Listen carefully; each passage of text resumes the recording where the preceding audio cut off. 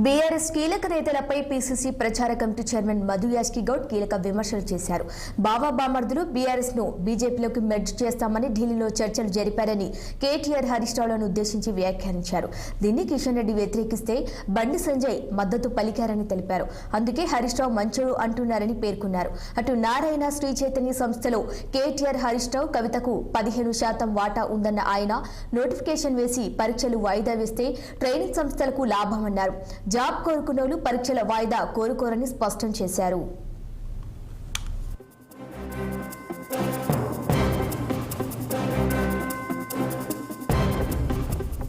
గాంధీ భవన్ లో హైదరాబాద్ మీడియాతో మధు యాష్కి గౌడ్ చిట్చాట్ నిర్వహించారు. డిఎస్సి పరీక్షలు వాయిదా వేస్తే శిక్షణ సంస్థలు 100 కోట్ల రూపాయల మేర లబ్ధి పొందుతాయని వివరించారు. అట్టి 100 కోట్లలో కేటీఆర్ హరీష్ రావు కవితకు వాటా ఎంత అని ప్రశ్నించారు.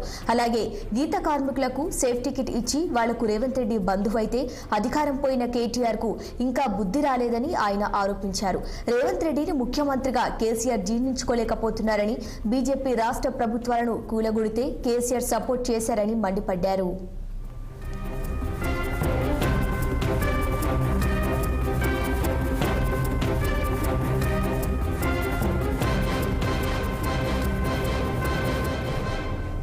బీజేపీ బీఆర్ఎస్ పార్టీలు ఒకటేనన్న ఆయన కేసీఆర్ కు అహంకారం కులపిచ్చి ఎక్కువని వ్యాఖ్యానించారు.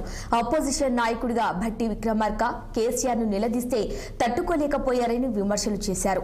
ఆనాడు పదవులు ప్యాకేజ్ ఆశ చూపి ఎమ్మెల్యేలను పార్టీలో చేర్చుకున్నారని కేసీఆర్ పై మండిపడ్డారు.